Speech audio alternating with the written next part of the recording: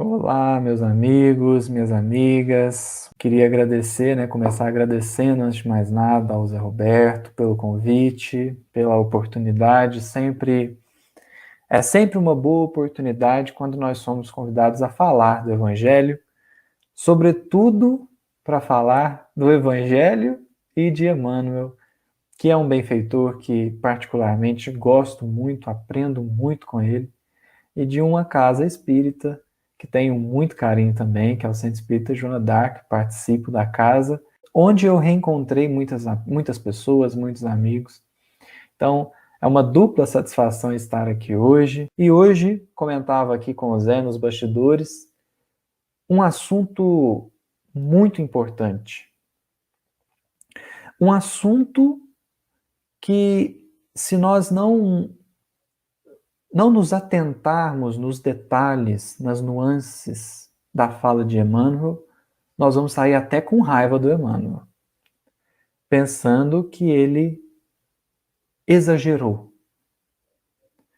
Mas então nós vamos trazer um pouquinho também do pensamento de Paulo, um pensamento de outras mensagens de Emmanuel também, que vão nos ajudar a ter uma visão sobre o que ele fala aqui, uma visão para que a gente possa modificar as nossas ações na hora, como diz o título da mensagem, na hora da assistência, na hora do acolhimento, na hora de entregar o alimento, na hora da caridade.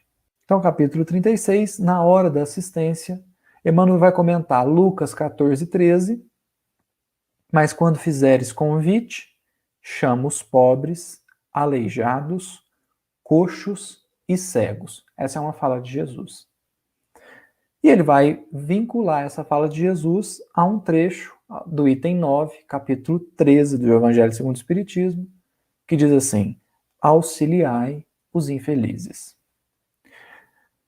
Então, essa fala de Jesus, em conjunto com essa fala que está dita no Evangelho segundo o Espiritismo, ela nos põe a pensar sobre aspectos da caridade, sobre aspectos do nosso trabalho no bem. Para quem ele está direcionado? Mas mais importante que isso, com que intenção nós estamos fazendo? Essa fala de Jesus, ela deve ter impactado profundamente quem ouviu na época. Porque o normal, e ainda hoje, mas em diferentes aspectos, o normal naquela época era convidar quem poderia te retribuir com alguma coisa. Aliás, era vergonhoso quando você se sentava à mesa com uma pessoa que não era bem vista na sociedade. Era assim, você ficava impuro. Não é uma questão de conceito ou de preconceito. É uma questão quase que religiosa. Você ficava impuro se você se sentasse na mesa, ou se você se assentasse, melhor dizendo, ao redor ali da mesa, com pessoas ditas de má vida. Então, a gente pode ler, por exemplo, uma cena em que Simão Pedro está levando doutores da lei para ver Jesus, e quando eles chegam, Jesus está com prostitutas, com publicanos, pessoas que eram muito mal vistas. Muito mal vistas. É como se a gente hoje fosse convidar uma pessoa e falar assim: olha, eu vou te apresentar alguém assim, mas uma pessoa incrível. Aí você chega, a pessoa está na companhia de político, de pessoas corruptas, de pessoas assim, que a sociedade olha e fala: nossa, mas é com esses que ele anda? Então, estar com essas pessoas hoje é uma questão conceitual. Hoje a gente olha e tem um preconceito. Quando eu vejo alguém em companhia de pessoas que eu considero de má vida, eu tenho um preconceito de que aquela pessoa também não presta, que aquela pessoa também é uma pessoa de má vida. Mas na época de Jesus, como eu disse, era uma questão religiosa. Você ficava impuro. Você não era digno de Deus se você estivesse na companhia dessas pessoas.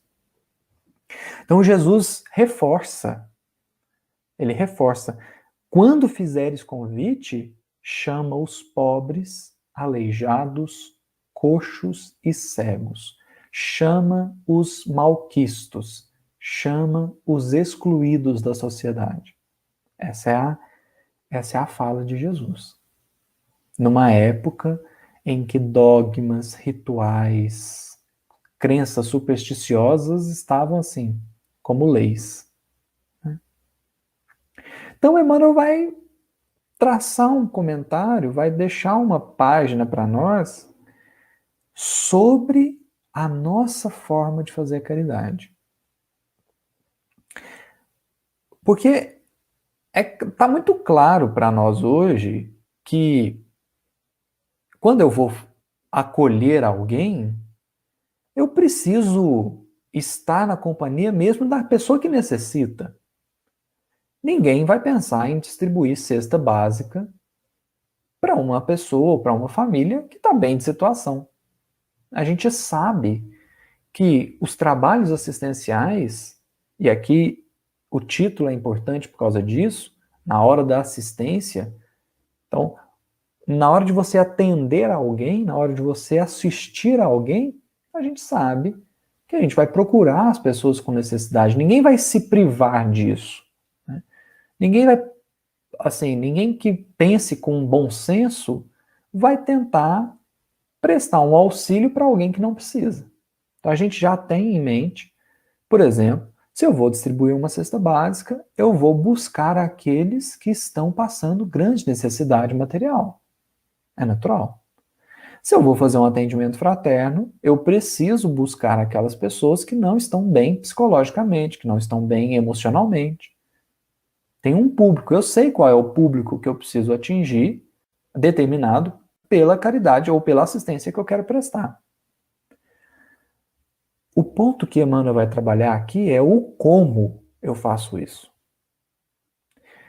Não é simplesmente fazer, é bem fazer. De forma que nós poderíamos pensar assim: nós vamos entregar 500 cestas básicas.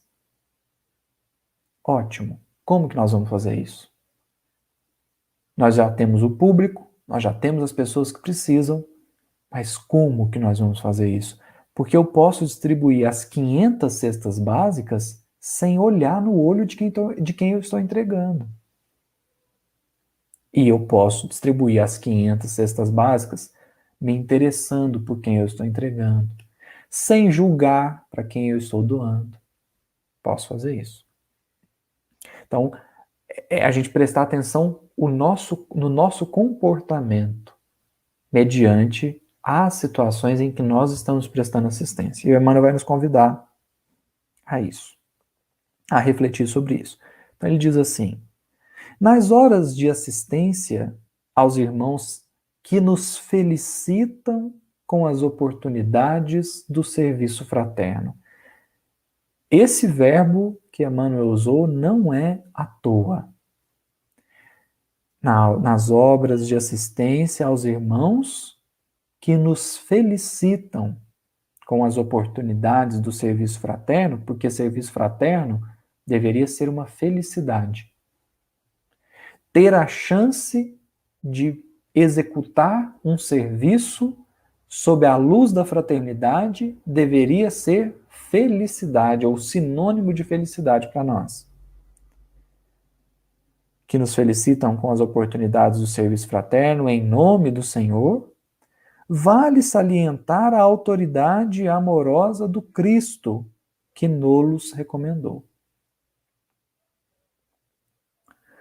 Ao recebê-los à porta, intentemos ofertar-lhes algumas frases de conforto e bom ânimo, sem ferir-lhes o coração, ainda mesmo quando não lhes possamos ser úteis. Essa frase, o Emmanuel tem muito costume de fazer isso. Ele fala alguma coisa, depois ele cita vários exemplos e depois ele põe uma frase final concluindo. Então essa frase que eu acabei de ler é um dos exemplos que ele está falando. Então ele deu um contexto geral nas obras de assistência aos irmãos que nos felicitam. Vale salientar a autoridade amorosa do Cristo que nos recomendou. Por exemplo, qual é a obra de assistência que ele está se referindo? Um exemplo é a pessoa que bateu na sua porta procurando alimento, procurando uma ajuda.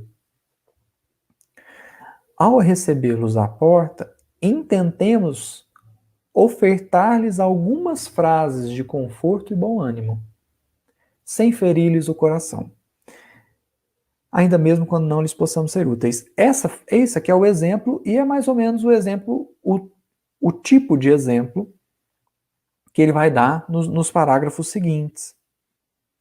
E o ponto aqui é perceber as sutilezas que Emmanuel disse. É falar uma frase de conforto e bom ânimo sem ferir o coração da pessoa. Porque às vezes a gente fere diretamente. Por exemplo, alguém bate à minha porta pedindo uma assistência, pedindo uma ajuda, e eu falo assim: ah, vá caçar um trabalho, rapaz. É uma frase que às vezes eu estou ferindo o coração. Eu não sei qual é a situação daquela pessoa, eu não sei qual é o contexto dela, quais são as dificuldades dela.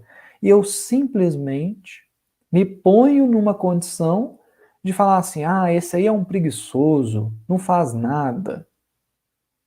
Como se eu não tivesse sido agraciado com uma oportunidade de trabalho que muitas vezes eu não fui o responsável por tudo que aconteceu para que eu atingisse essa oportunidade.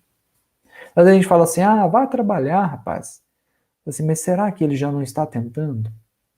Você daria uma oportunidade de emprego para aquela pessoa? Você acha que seria fácil arrumar um emprego naquelas condições? Então, a gente precisa ter um pouquinho mais de cautela no falar, no aconselhar. Então, essa é uma frase que fere diretamente. Ou às vezes um não dito com grosseria são frases que ferem diretamente. Mas tem coisas mais sutis que nós falamos e ferem igualmente. Coisas do tipo: olha, tá aqui o alimento, eu vou te dar esse aqui porque sobrou do almoço. Essa é uma frase, às vezes, que a gente diz, mas a gente não para pensar. Às vezes a gente vai dar ajuda para a pessoa e a gente expressa como aquela ajuda está sendo, assim, às vezes, insignificante para nós. E isso humilha a condição da pessoa. Porque o que para mim, às vezes, é lixo, eu estou deixando claro que para o outro é um luxo. E aí eu firo o coração dele. Porque eu demonstro, pelas minhas atitudes, pelas minhas palavras, o quão superior eu estou daquela pessoa. Sem querer. Então a gente tem que ter um cuidado a hora que a gente vai entregar o alimento para a pessoa, para não ferir o coração dela, porque a gente não sabe pelo que ela está passando. É melhor que eu ajude correndo um risco de dar um alimento para alguém que vai jogar fora, para alguém que ela só queria dinheiro mesmo para comprar uma droga. É melhor que eu dê uma comida para ela do que eu fira alguém que está sinceramente precisando de ajuda. Eu ajude, mas firo o coração daquela pessoa. Então, eu tenho para dar, graças a Deus que eu tenho para dar, então eu dou desinteressadamente. O Emmanuel, inclusive, tem uma mensagem muito bonita chamada Oração Nossa. Ele diz assim: Senhor, ensina-nos a orar sem esquecer o trabalho, a dar sem olhar a quem, a servir sem perguntar até quando, a sofrer sem magoar seja quem for. Então, aí ele segue na mensagem. Mas dar sem olhar a quem, servir sem perguntar até quando. Porque é uma felicidade poder dar. Ter aqui algo que eu possa doar. E aí eu entrego. Né? E falo algo que possa ajudar a pessoa. E aqui também é um ponto em que às vezes a gente fere as pessoas. Né? Às vezes a gente fala assim, você podia procurar um trabalho. Não é, às vezes o tom é amigável, não é aquele tom ríspido, né, que fere diretamente. Você podia procurar um trabalho. Mas a gente não perguntou o que aquela pessoa está passando, quais são as dificuldades dela. A gente não se interessou pela vida dela antes de aconselhar. Então a gente está tão certo que a gente tem uma verdade incontestável, uma verdade boa. A gente atira nas pessoas sem perguntar se aquela verdade, que para nós é tão certa, para ela faz sentido. Nossa, você podia procurar um trabalho. Mas será que a gente perguntou antes? Mas o senhor tem tentado? Ou a senhora tem tentado procurar um trabalho, procurar alguma coisa? Como é que tá? Tá difícil? Não, a gente já chega atirando a nossa verdade. Fala, ela tinha que procurar um trabalho. Fala, mas isso é tão óbvio. Será que ela não está procurando já? Aí o Emmanuel prossegue. Eu vou ler alguns exemplos aqui, não vou ler todos, mas é todos nesse teor. Então, assim, ajuda, mas presta atenção no que você está fazendo. Visitando-lhes o lar, prossegue Emmanuel, diligenciemos respirar-lhes o ambiente doméstico afetuosamente, reconhecendo-nos na intimidade da própria família, que nos merece respeito natural e cooperação espontânea, sem traços de censura. Então, eu já presenciei vezes que nós fazíamos visita no lar de algumas pessoas e alguns irmãos nossos chegavam lá e falavam assim, nossa, mas essa casa está precisando de uma limpeza. Nossa, mas esse copo está muito sujo, eu não vou tomar água, não. São coisas, assim, é importante talvez a gente falar. É importante a gente dar um toque, porque tem pessoa que é desleixada mesmo. Tem pessoas, a pessoa não lava, não limpa, não é porque não tem condição, é porque é desleixado mesmo. Então, é bom a gente falar, mas a gente precisa saber com quem que nós estamos falando e principalmente como que nós vamos falar. Tem gente que entra na casa das pessoas para apontar defeito. Nossa, mas esse sofá está muito velho. Nossa, mas essa mesa está muito torta. Então a gente entra e o que a gente observa no lugar que a gente entra diz muito sobre nós.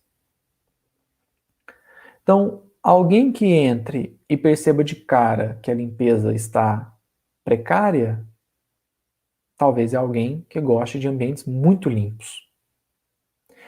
Mas acontece que a sujeira do lugar foi superior, foi mais importante do que o fato de estar ali para acolher alguém.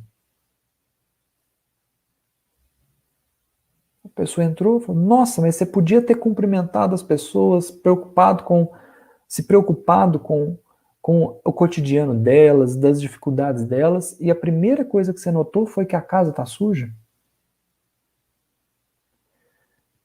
Então são coisas que a gente tem, não é não falar, percebe? É importante a gente dar alguns toques, porque como eu falei, tem gente que é desleixada mesmo, a pessoa simplesmente ela não se atenta a isso. Mas daí a você priorizar do que acolher a pessoa, do que se interessar pela vida dela. Então é a hora que a gente vai na casa do outro, a gente tem que ter muito cuidado. Como vai agir, o que vai falar. Porque a gente está ali, lembra, feliz por estar servindo. Pelo menos deveria ser assim. Em lhes servindo à mesa, prossegue Emmanuel, fujamos de reprovar-lhes os modos ou expressões diferentes dos nossos, calando apontamentos deprimorosos e manifestações de azedume, o que lhes agravaria a subalternidade e a desventura. Então na mesa, né, na hora da refeição, às vezes é a hora que a gente mais consegue expor o quão superior nós estamos em condição social, às vezes, só social, em relação àquela pessoa que está ali precisando daquele alimento. Então, o que Emmanuel está chamando a atenção da gente aqui é perceber sobre as prioridades. A hora que você vai prestar uma assistência, qual que é a sua prioridade? A sua prioridade é exibir modos, etiqueta? A sua prioridade é observar o ambiente externo? A sua prioridade é aconselhar ao invés de ouvir? Então, Emmanuel está nos chamando a atenção aqui sobre as nossas prioridades na hora da assistência. Ele prossegue assim.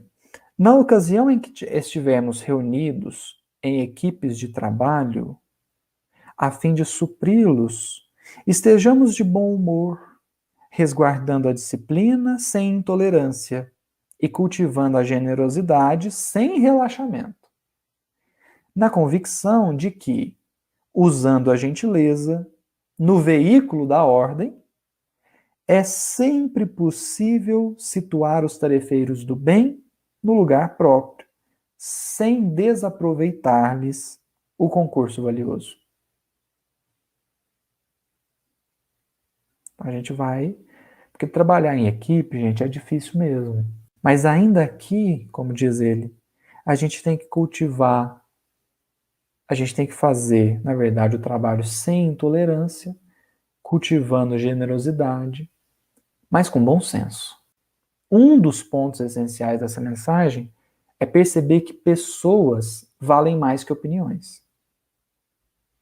É perceber que pessoas são mais importantes, muitas vezes, do que aquilo que eu acho e aquilo que eu deixo de achar. É perceber que pessoas são prioridades. Sempre, sempre. Até para Jesus é assim. Pessoas são prioridades. Então a gente vê Jesus deixando muitas vezes os discípulos, deixando ali uma reunião para atender uma pessoa, para atender um caso. Às vezes um caso que a pessoa nem era próxima.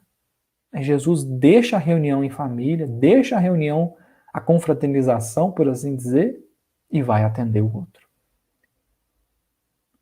Eu me recordo aqui do livro Boa Nova, capítulo 12, Amor e Renúncia. O capítulo se inicia com uma pergunta de Simão Pedro para Jesus.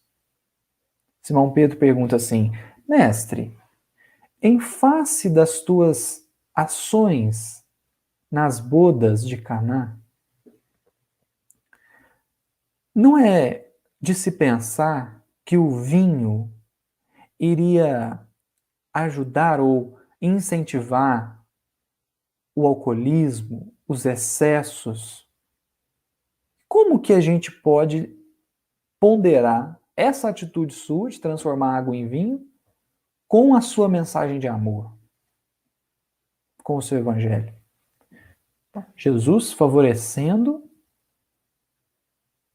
o álcool, as pessoas beberem, porque o vinho já havia acabado. A festa só continuou porque o vinho apareceu. Então Simão Pedro faz uma pergunta, e é uma pergunta justa, não é? Poxa, como é que a gente vai conciliar isso com o seu evangelho? Aí Jesus responde para ele assim: Simão, conheces a alegria de servir a um amigo? É mais profundo aqui. Não é transformar água em vinho, é servir a um amigo. Na ocasião, Jesus guardou a moral no bolso, a lição de moral que ele poderia dar, e serviu. Às vezes a gente inverte a ordem, né? Às vezes a gente dá a lição de moral primeiro, depois serve. Jesus serviu primeiro, depois aconselhou. Mas aí foi para a vida inteira, né? Depois ele foi deixando as suas mensagens de amor, suas mensagens de orientação. Mas a primeira manifestação de Jesus foi servir, sem perguntar, calado, calado. Faltar vinho naquela época, na festa de casamento, seria, assim, aniquilador para quem? Para o noivo. Seria uma vergonha, assim, indescritível. Então Jesus serviu. Mas, o que Jesus quis dizer aqui? E aí a gente volta no texto do Emmanuel. A lição precisava ser dada. Mas naquela hora, naquele dia, naquele contexto, não, não. Por isso que uma frase que Humberto de Campos traz no livro Estante da Vida, capítulo 25, ele diz assim: Deus usa o tempo e não a violência. Às vezes o conselho que eu quero dar, a opinião que eu quero expressar é uma violência, não física, mas psicológica. Porque o outro não está em condições de captar a mensagem. A consciência dele ainda não está pronta para captar essa mensagem. E aí eu forço um alargamento de consciência que ele ainda não tem. Violência. Deus usa o tempo. E Jesus, como está em profunda comunhão com Deus, também usa o tempo. Então espera o tempo da pessoa, dê tempo para ela. Ela vai despertar. Ela vai acordar. Quando ela não acorda, acolhe. Acolhe, porque Jesus não está nos medindo pela quantidade de pessoas que a gente convence de algo. Jesus não está nos medindo pela capacidade que a gente tem de argumentar.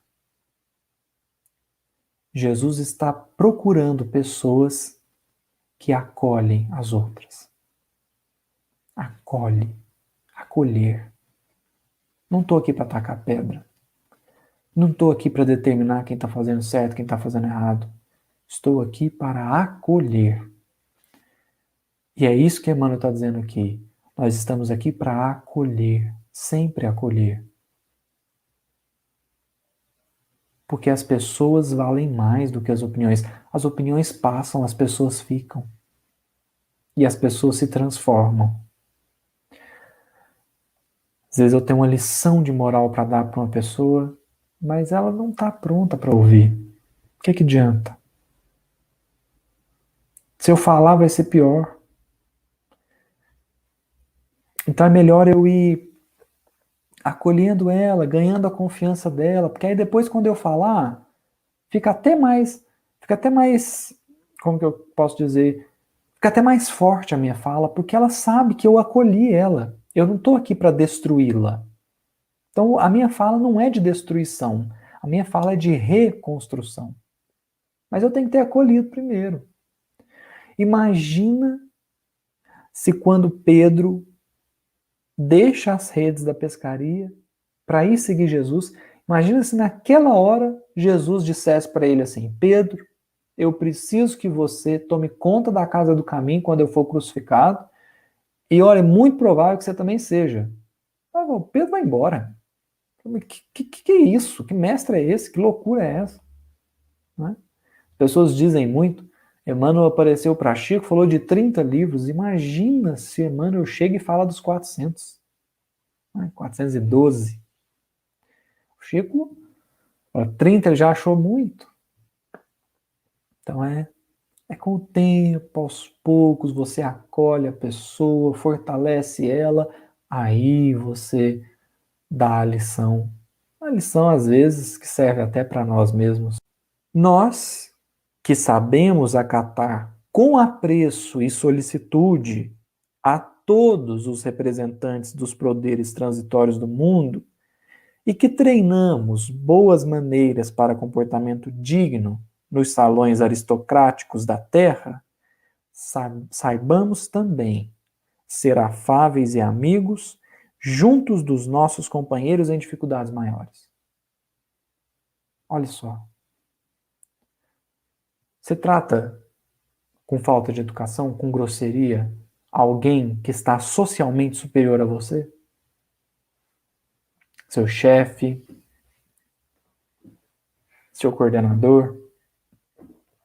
Às vezes a gente já fica até mais acuado assim quando a pessoa tem muito dinheiro. A gente fala assim, nossa, tentar ser educado aqui com a pessoa. Às vezes pela posição social da pessoa a gente já fica... Por que então não usar da mesma afabilidade, que é justa? Não estou dizendo que ela é injusta, ela é justa, como a irmã está colocando aqui. Por que não usar dessa afabilidade com alguém que está socialmente abaixo? O que geralmente é inversamente proporcional à posição espiritual, normalmente. Porque aquela pessoa que está socialmente abaixo, muitas vezes ela está no processo de cura. Porque ela está no processo de resgate do passado dela, passando por coisas difíceis, penosas mesmo. Enquanto eu ainda nem cheguei no ponto de resgatar o tipo de débito que a pessoa está resgatando. Por fraqueza emocional, fraqueza psicológica. E como Deus não põe fardos pesados sobre ombros frágeis, aí ele vai me fortalecendo. Então eu passo por situações mais fáceis. Minha vida precisa ser mais fácil, porque eu não tenho a capacidade daquele que está na rua, daquele que está na penúria material. Eu não tenho a capacidade dele de passar por aquela prova com dignidade.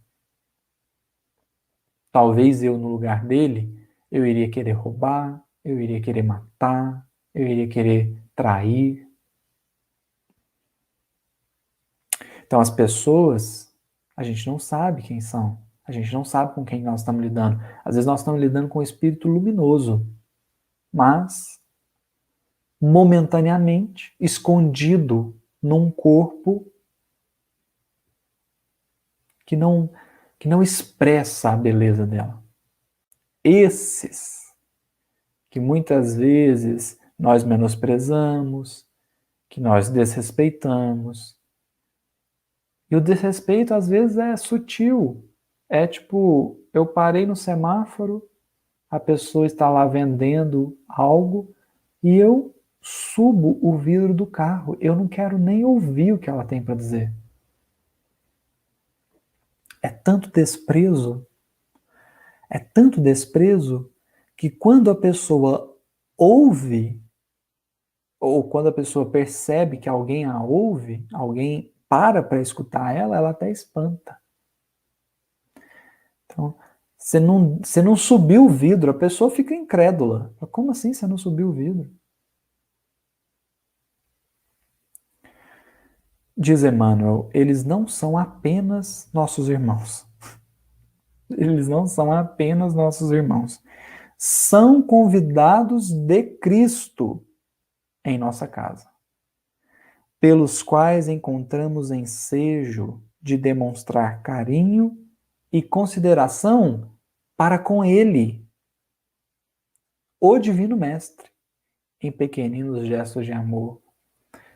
Então, muda um pouco a perspectiva quando eu olho para um morador de rua e eu enxergo Jesus Cristo. Não estou atendendo um morador de rua, estou atendendo Jesus Cristo. Eu não estou dando comida para uma pessoa, eu estou alimentando Jesus Cristo. Você fala assim, mas não é exagero isso? Fala assim, depende. Bom, se nós pensarmos um pouquinho, quando você ama muito alguém e esse alguém está feliz, você não fica feliz também? Fica. A gente fica. Quando a gente ama mesmo, sinceramente, alguém, e esse alguém está feliz, o sorriso dessa pessoa contagia a gente. Quando fazem algo para aquela pessoa, você fica grato para quem fez, não é? Então, a ideia é essa. Jesus ama aquele morador de rua profundamente. Se você ajuda aquela pessoa, às vezes ela nem percebeu a extensão da sua ajuda, mas tem alguém que percebeu. Esse alguém é Jesus Cristo. Esse alguém conseguiu ver o seu esforço para ajudar e o que o seu esforço causou no outro de benefício. Talvez o outro não percebeu, mas Jesus percebeu. E Jesus fica feliz por isso. É Jesus quem agradece.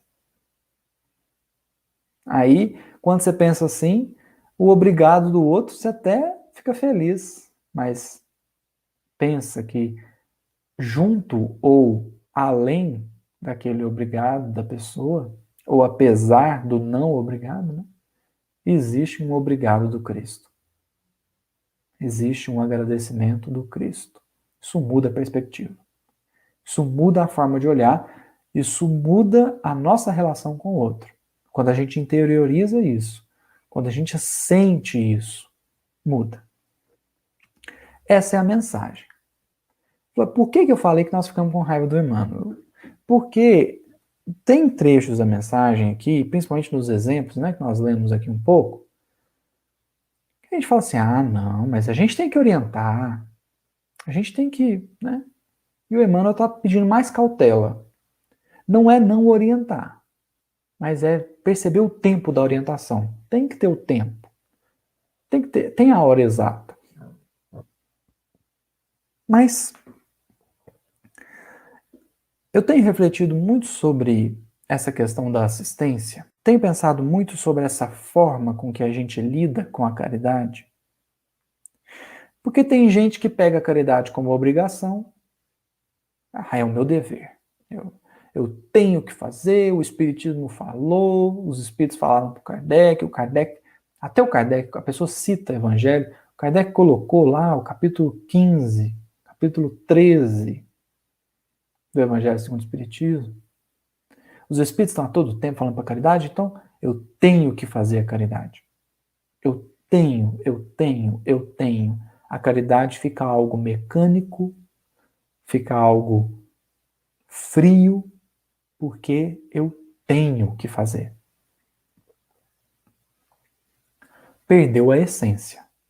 Porque a essência da caridade é o amor, a essência da caridade é o sentimento. Como é que fica algo mecânico, algo que eu faço? Estou nem vendo o que eu estou fazendo. Né? Então, tem gente que age assim. Tem gente que faz caridade por culpa. A pessoa não lembra, mas ela sabe que ela foi ruim no passado. Aí ela fala assim, não, então eu tenho que fazer. Eu já errei demais no passado. Nossa, eu tenho que fazer. Tem gente que faz caridade por soberba. As pessoas precisam da minha ajuda. As pessoas precisam que eu vá na casa delas. As pessoas precisam. Como se não tivesse outro para fazer. Né? Tem gente que faz a caridade por soberba. Tem gente que faz a caridade por vaidade. Eu preciso ajudar aqui, que eu vou tirar uma foto, vou postar no Instagram, eu tenho que falar que eu faço trabalho social, vaidade. E os Espíritos, na questão 895 de O Livro dos Espíritos, falam do desinteresse pessoal. É aquela pessoa que faz o bem, ela não se preocupa quem que vai agradecer ela não se preocupa com o que ela vai ganhar com isso, ela não se preocupa nem se isso é o dever dela. Porque quando eu faço a caridade pensando que eu estou cumprindo um dever, eu estou fazendo a caridade por interesse pessoal. Por que é interesse pessoal? Fala assim, se você não tivesse esse dever, você não faria? Se você nascer numa família que não é espírita, você não vai ser caridoso, então? Se você nascer lá na Índia, na China, no Japão, você vai deixar de ser caridoso? Porque você não vai saber mais o que você tem que fazer. Então, quando a gente faz a caridade por achar que deve fazer, também é interesse pessoal. Porque é a minha obrigação, é a minha atividade, é a minha tarefa. Então, eu estou fazendo porque é a minha, é o meu papel. Não é por aí. Porque caridade não precisa ser um processo racional. Tem gente que nasce na Inglaterra e é mais caridoso do que um espírita aqui no Brasil. A pessoa tem noção nenhuma de religião. Por quê? Porque caridade é sentimento. Eu faço a caridade porque eu sinto a caridade, eu sinto esse impulso. Aí talvez você fale, mas eu não sinto ainda. Eu falei assim, então direciona para isso. Nem todos têm. Eu não tenho esse impulso. Mas a hora que eu vou fazer a caridade, é talvez a meta. É você fazer a caridade por sentimento. Que aí você vai fazer espontaneamente. Porque quando eu faço a caridade por dever, tem hora que eu perco a chance. Porque eu não estou atento. Agora, se eu faço a caridade por sentimento, eu não perco uma oportunidade. A pessoa pisa no meu pé e eu desculpo. Natural. A pessoa me para, fala, você pode ajudar? Eu falo assim, nossa, eu posso? Eu estou aqui, posso. Mas há um ponto que nos ajuda a chegar nesse ápice. Eu digo que é o ápice da caridade é quando você faz ela espontaneamente. Tão espontâneo, é seu. Sabe que o ápice da espontaneidade é Jesus com a mulher que sangrava. A mulher do fluxo de sangue. Aquilo lá é o ápice da caridade. É tão espontâneo, que só de encostar nas vestes de Jesus a mulher se curou. Esse é o ápice da espontaneidade. Mas para a gente trabalhar essa espontaneidade, a gente pode trabalhar um sentimento dentro de nós. E esse sentimento foi profundamente entendido por Paulo de Tarso. Paulo de Tarso escreve na carta aos Romanos, capítulo 1, versículo 14. Ele escreve assim: mas eu sou devedor, tanto a gregos como a bárbaros, tanto a sábios como a ignorantes. Essa é uma fala importante de Paulo. O Emmanuel comenta essa fala no livro Levantar e Seguir, capítulo 1, intitulado Nós Devemos. E aí Emmanuel diz assim: é justo, veja bem, é justo que quem saiba se constitua em devedor de quem ignora. Quem tenha se converta em devedor de quem não possua. Olha que coisa. É justo? É justo, porque existe uma lei. Existe uma lei que fala assim, você tem? Tem. Então você é devedor de quem não tem. Tem uma lei. Chama solidariedade. É a lei de solidariedade. Porque para dar, você precisa ter. Então você só dá o que você tem. E quando você tem, você precisa dar para quem não tem. Essa é a lei. É a lei que rege os relacionamentos. Você dá o que você tem. E você precisa dar o que você tem de bom. Essa é a lei. É justo. E aí Emmanuel diz, é justo que assim seja. Você fala assim, mas por que é justo? Fala assim, porque se não fosse, talvez os espíritos puros estivessem muito felizes nos planetas celestes e nós estivéssemos perdidos no espaço. A lei de solidariedade faz com que eu, Gustavo, seja credor de Jesus Cristo. Então Jesus me deve. Olha que coisa linda. Mas me converte em devedor de quem não tem o que eu já tenho. De conhecimento, de coisas. Eu devo para quem não tem. Assim, que loucura. Mas essa lei, cria uma corrente, um elo entre todos os filhos de Deus. E essa corrente, a ponta dessa corrente é o próprio Deus. Porque ele tem para dar em abundância. Ele jorra.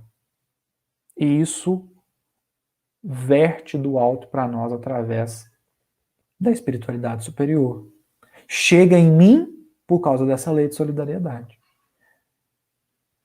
Como se a gente pudesse pensar, né? Não é assim não. Mas como se a gente pudesse pensar que Deus passa para Jesus Cristo passa para os seus emissários diretos, os seus emissários diretos passam para outros espíritos, esses outros espíritos vão passando até chegar em mim. Então, o meu protetor me deve a proteção. Olha aqui, que interessante. Só que eu devo proteção para quem já sou capaz de proteger. Eu não posso quebrar o elo sem sofrer consequência. Eu não posso quebrar essa corrente de solidariedade, de fraternidade. Mas a essência do pensamento de Paulo, que Emmanuel traz nessa mensagem, é: lembra que eu dizia sobre fazer caridade espontaneamente? E aqui é algo que eu tenho refletido, né? Pode ser que você vá discordar, não tem problema. Estamos também todos aprendendo, todos buscando, né? Mas o que eu tenho refletido é que uma forma de chegar na caridade espontânea é me sentir devedor de quem não tem. Eu devo isso a ele. Não é questão de obrigação, é questão de ética, de moral. Eu devo. E eu devo para todo mundo que não tem o que eu já tenho. Então, eu já tenho conhecimento espírita? Tenho. Então eu devo isso para quem não tem. Agora, que hora que eu vou pagar a gente vai estudar. Né? É o caso. Pode ser que a pessoa não está pronta ainda, mas eu devo. De forma que eu não posso ser o servo da parábola que enterra o tesouro. Dizendo assim, ah, não, eu não conheço nada não, eu não faço nada certo. Não, não, não é isso. Nós vamos usar os talentos em prol do outro. Mas alimentar o sentimento de que eu sou devedor do outro. É só a gente pensar assim, como você se sente em relação a alguém que você deve algum dinheiro, por exemplo.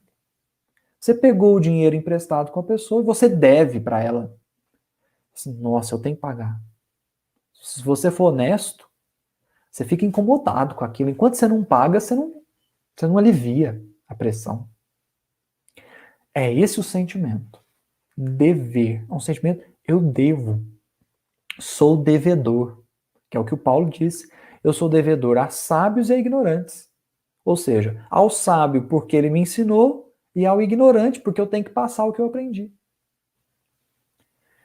Esse sentimento de que eu devo, eu sou devedor de quem não tem, vai fazer com que eu faça a caridade pelo prazer de fazê-la. Vai fazer com que eu faça a caridade porque isso é o natural. O natural é fazer. Assim, e qual que é a consequência de eu não me sentir devedor do outro? Aí eu acho que eu estou fazendo um favor. Aí eu viro pro outro e falo assim, nossa, mas hoje eu estou fazendo um favor de entregar a cesta para você. Não, não estou fazendo favor não. Você está cumprindo, você está pagando a sua dívida. Você não tá fazendo um favor. Você está quitando o seu débito com ele, porque você tem um débito com ele. E aí esse pensamento vai nos guiando a fazer a caridade com todos. Com todos. Nas minhas capacidades. Tem hora, gente. Tem hora que você não aguenta. É normal. Mas deixa para a hora que vem insuportável, né? Aí você estressa. Mas vamos tentando fazer a caridade. Aí alguém te ofende, você fala assim, nossa, eu devo educação para ele, porque eu tenho, ele não. alguém me agride, eu falo assim, nossa, eu devo serenidade para ele, porque eu tenho e ele não. E aí a gente vai praticando a caridade. Aí, não responder uma ofensa não é grandeza, é pagamento de dívida. Essa é a essência, e que eu acho linda do pensamento de Paulo. Que eu acho fantástico do pensamento de Paulo. É trabalhar esse sentimento. Eu sou devedor. Aí eu tô com dinheiro sobrando. É raro, né? Bem raro. Mas eu tô com dinheiro sobrando. Eu devo comprar o prato de comida para o outro. Eu tenho, ele não. É só isso. Porque eu tenho e ele não tem, então eu sou o devedor dele. Se esse pensamento regesse o pensamento mundial, a gente acabava com a fome. É questão de dias. Questão de dias a gente acabava com a fome. Tá certo? Então, isso são reflexões que nós conseguimos tirar da mensagem. Pessoas são mais importantes que opiniões. Eu preciso praticar esse sentimento dentro de mim de que eu sou devedor do outro, para que eu possa atingir, então, com esses dois pensamentos em conjunto, eu atinjo a espontaneidade. Como diz Emmanuel, a espontaneidade é obra dos séculos. Né? Até que a gente faça espontaneamente. Enquanto a gente não tem a bênção da espontaneidade, a gente tem a graça da disciplina. Então a gente vai se moldando, porque isso é moldar caráter. E isso leva tempo, leva muito tempo, mas é moldar caráter. A gente vai na direção disso. Então, a cesta que eu entrego, eu já penso, falo, puxa, eu estou pagando minha dívida com essa pessoa. Ela merece. Ela é minha credora. Ela merece o que eu estou fazendo. Faço. Eu tenho uma opinião que vai dividir, me calo. Me calo. E aí a gente vai moldando o nosso caráter. Até que a gente saiba dar com sabedoria e expressar a opinião com segurança. Tá certo? Muito obrigado a todos. Obrigado ao Zé Roberto mais uma vez. Né? Tem dado tantas oportunidades boas. Obrigado. Obrigado a todos que estiveram presentes. E obrigado a todos que vão assistir depois.